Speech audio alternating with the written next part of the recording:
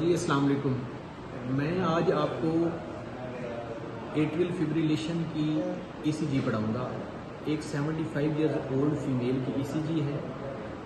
Patient को एफिब हो रहा था, उसकी ईसीजी करवाई। अब मैं आपको बताऊँगा कि उसकी ईसीजी में हमने क्या देखना है। जब भी आपने ईसीजी किसी पेशेंट की देखनी है, सबसे पहले दो चीज़ें मेन देखनी है, रेट और रिदम देखना है। रेट से पहले आपने रिदम देखना है। रिदम हमेशा आप ईसीजी की लिम्ब लीड 2 में देखेंगे। अब मैं आपको बताता हूँ ईसीजी। सबसे पहले आपने ईसीजी में रिदम देखना है।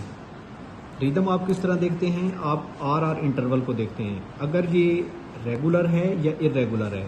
एफिब में हमेशा जो रिदम है वो इरेगुलर होगा, यानी दो आर इंटरवल के दरमियान जो डिफरेंस है वो मैच नहीं करेगा। ये देखें, ये आर इंटरवल है, ये इसमें आर इंटरवल लार्ज है और इसमें स्मॉल है।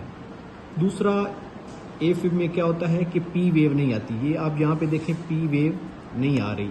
इसका मतलब है कि ये ईसीजी इरेगुलर है।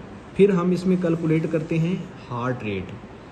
आप क्या करते हैं कि 10 सेकंड ईसीजी लेते हैं और उन 10 सेकंड ईसीजी स्ट्रिप में आप लीड 2 में number of large boxes count करते हैं।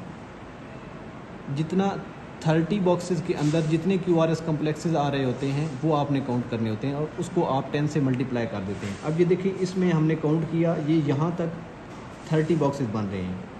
इन 30 बॉक्सेस में तकरीबन 14 क्यूआरएस कम्प्लेक्सेस आ रहे हैं, जैसा कि 1 2 3 4 5 यहाँ तक ये 14 बनते हैं। इस 14 को चूँकि ईसीजी 10 सेकंड की है, 10 सेकंड ईसीजी स्टेप, इसको 10 से मल्टीप्लाई किया तो पेशेंट का हार्ट रेट आया 140।